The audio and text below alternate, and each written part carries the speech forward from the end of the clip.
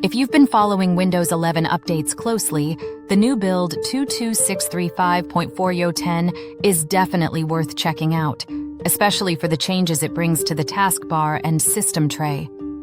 Microsoft continues to refine the look and feel of Windows 11, and this update introduces a subtle but noticeable new behavior: hover jump lists. Let's take a closer look at what this feature does, why Microsoft added it, and how you can disable it if it's not your thing. In this build, when you hover your mouse over a pinned or inactive app icon on the taskbar, you'll now see a jump list automatically appear.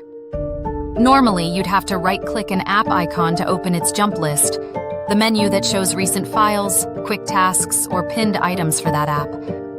But now, just hovering your cursor over it brings that menu up instantly. It's designed to make multitasking quicker, letting you jump straight into recent work or open frequently used tools without extra clicks.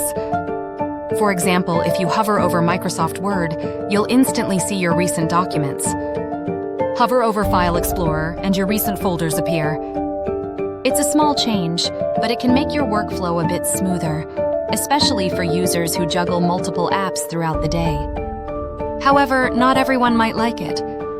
Some people find it distracting or annoying, especially if they accidentally trigger jump lists while moving the mouse around the taskbar. If that sounds like you, don't worry. Microsoft has included an option to turn off hover jump lists. To disable it, open Settings, go to Personalization, then Taskbar, and expand Taskbar Behaviors. There, you should find an option labeled something like Show Hover Cards for Inactive and Pinned Taskbar Apps. Just toggle that off, and your taskbar will go back to normal, where jump lists only appear when you right-click. For more advanced users, there's also a registry tweak you can use. You can open the registry editor and navigate to HKey or Current User Software plus Microsoft Windows Current Version Mod Explorers Advanced. Then, create or edit a D-word value called Jump List on Hover. Set it to 0 to disable hover jump lists, or 1 to enable them. Once done, restart File Explorer or sign out and back in to apply the change. Besides this new hover behavior, Build 22635.4010 also restores the simplified system tray experience that had previously been removed.